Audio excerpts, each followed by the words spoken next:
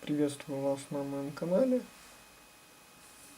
Недавно я приобрел фотоаппарат Sony и обнаружилось, что к комплекту объектива, который шел в комплекте к этому фотоаппарату,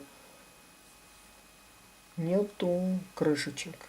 То есть в случае, если мне захочется перенести объектив, то у меня такой возможности не будет для того, чтобы это сделать безопасно. Я заказал в Китае дополнительные крышечки для объективов. Посмотрим, что мне прислали китайцы.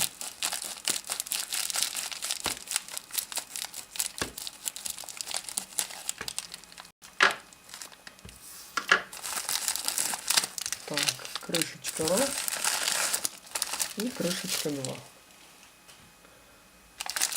Заказал я для двух объективов крышечки, но я думаю, что можем начать непосредственно с первой. Крышечки похожи очень сильно на оригинальные. К сожалению, я не смогу вам рассказать, в чем именно разница оригинальности, но посмотрим, что вот такие крышечки. Это одна из крышечек идет на объектив, вторая на сам фотоаппарат.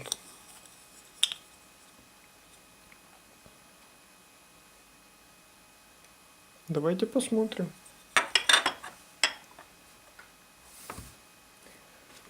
Берем фотоаппарат, нажимаем на кнопочку, снимаем объектив.